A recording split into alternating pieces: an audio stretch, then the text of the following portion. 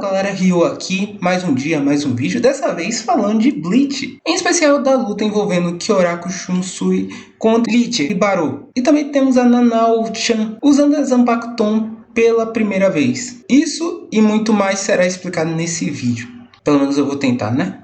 Mas enfim, antes disso só peço duas coisas. Deixe seu like para ajudar o vídeo com o algoritmo do YouTube e escreva o que você achou dessa luta. Sobre se inscrever, você pode deixar para fazer isso depois de assistir o vídeo. Isso é claro se você gostar. E sem mais delongas, vamos ao que interessa. O grupo principal do Gotei 13 estava a caminho do palácio do Yūrabara, quando os tenentes começaram a ser alvejados pelo Barou.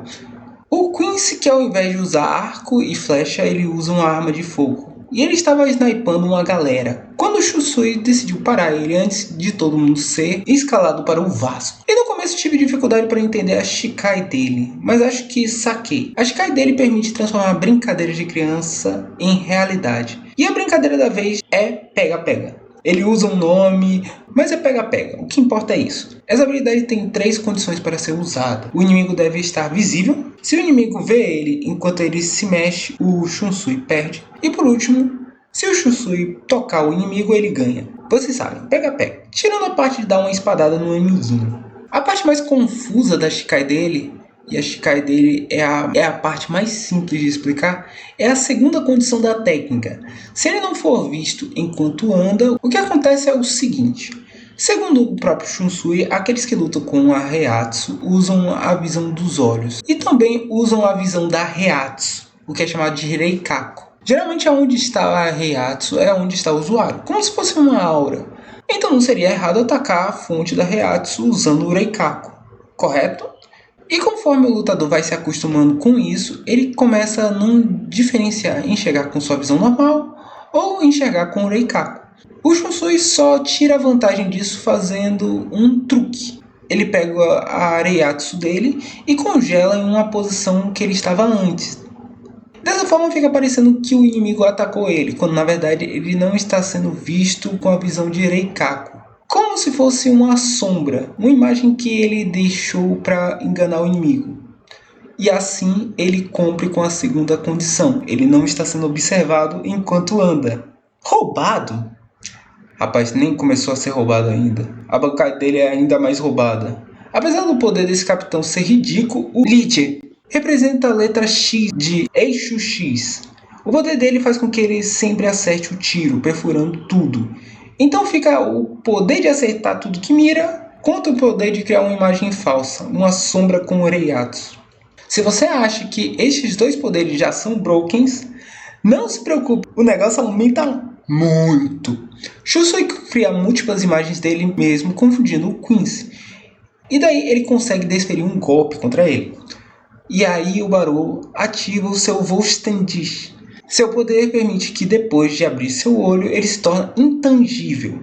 Que legal, um atirador que não pode tomar dano. Olha só. Meu Deus, essa luta é por insanidade. E ele toma essa forma de anjo. E dessa vez ele consegue ferir mesmo o Shunsui. Dessa forma o Quincy consegue até mesmo se teletransportar. Então não tem muito para onde fugir. Resta só lutar. E eu acho que vocês sabem muito bem que hora é essa. Bankai. Katenkyo Kotsu Karamatsu Shinju. A atmosfera da cidade dos Quincy muda completamente. Essa Bankai não é tão bem explicada quanto a anterior, então vou colocar minha interpretação baseada na Shikai e nos poderes apresentados durante a Bankai. Lembram que a Shikai transforma a brincadeira de criança em realidade, não é? Pois bem, pelo que eu entendi, pela forma que a Bankai tem poderes que são divididos em atos, eu diria que ela tem o poder de transformar brincadeiras de adulto em realidade. E o que seria uma brincadeira de adulto? Uma peça de teatro. E que quem participa está fingindo um papel em uma trama. Pela maneira que a atmosfera faz os outros personagens se sentirem e considerando que o poder do Shunsui tem a ver com sombras, o poder dele transforma uma peça de tragédia em realidade. E os efeitos desse poder são extremamente roubados. Chega a ser ridículo isso, tudo isso. Compartilhar dano, o inimigo adoecer, o inimigo se afogar. Essa Bankai é absurda. Pelo menos tem um motivo para o jogo de poderes ser tão de alto nível. Ele é capitão dos capitães. Então é de se esperar que os poderes dele estejam à altura. E é claro, tenho que falar da apresentação. A animação está belíssima, como sempre. Essas temporadas novas de Bleach, eu não tenho nada a reclamar da animação.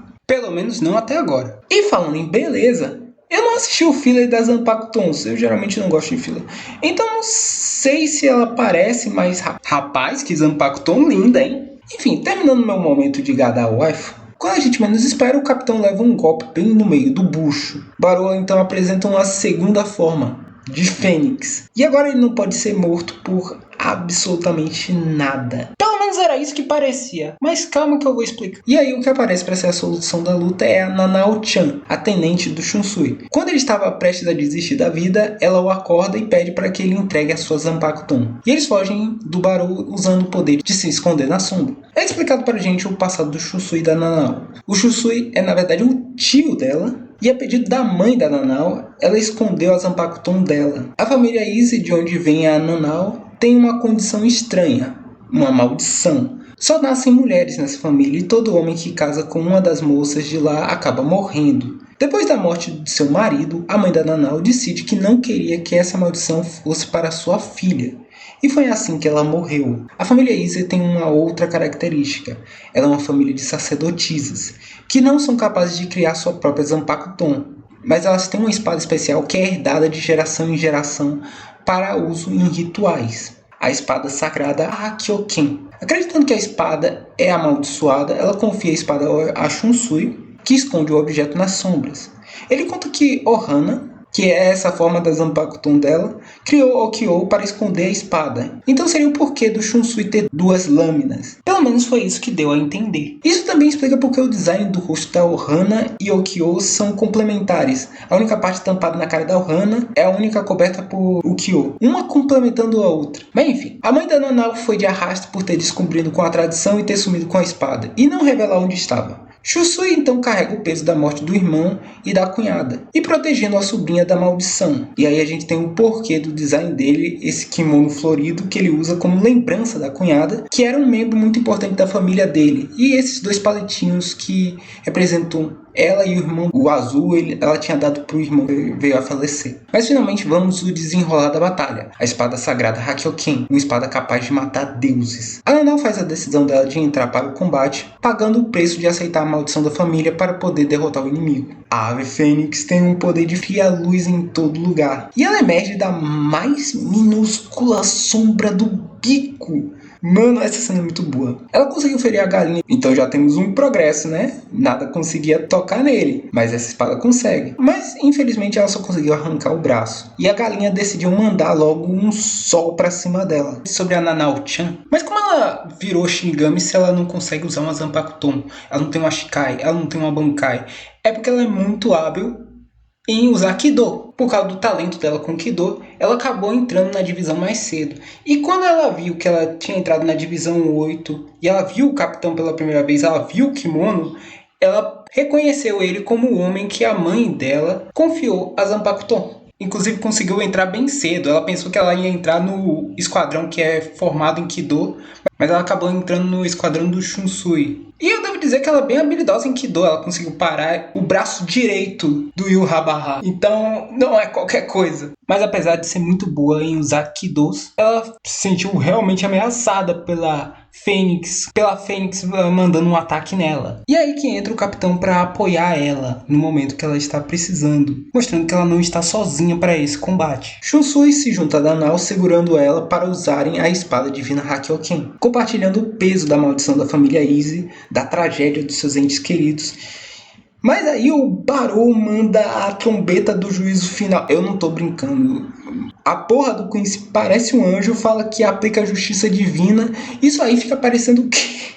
Enfim, os dois usam o poder da Hakyoken, que é uma força espelho, refletindo todo o poder do Quincy. Como a espada é capaz de enfrentar e matar um deus, ela é capaz de enfrentar algo abaixo dele, né? O mensageiro. É o que o Barou fala. A espada é uma exceção ao poder dele não sendo perfurado, o que não se pode dizer dele mesmo, que toma todo o dano e é destruído. Eu gostei dessa luta, apesar de que é uma luta bem exagerada, um poder mais overpower que o outro, uma cartada mais doida que a outra, com esse poder tirado do nada. Mas tem alguns motivos do porquê eu gostei desses 2 episódios dessa luta. Primeira adaptação. Quando foram adaptar esse mangá, houve um cuidado para passar os conceitos da melhor maneira possível. No mangá, por motivos que eu já comentei no primeiro vídeo que eu fiz de Bleach, algumas coisas são apresentadas de uma maneira muito mais apressada, o que não é a melhor forma de mostrar algo que nunca apareceu na obra. A produção que está excelente, e isso daí é indiscutível para mim, conta muito para não só na questão de animação, da movimentação dos personagens em si, mas a coloração, dando vida a vários momentos da obra e fazendo com que eu me interesse pela história dos personagens, do Shunsui e da Nanao. A tragédia dele, que levou à morte de sua família, que rima com a natureza trágica da Bankai dele, e depois dele se juntando com a Nanao para derrotar o inimigo. O contraste entre poder de luz e sombra.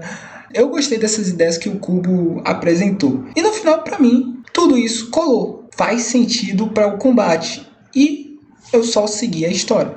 Bom, esse é o vídeo de hoje. Muito obrigado por assistirem até aqui. Deixem um like se gostaram. Se inscrevam se não forem inscritos. E comentem o que vocês acham. Eu fico por aqui e até a próxima. Tchau.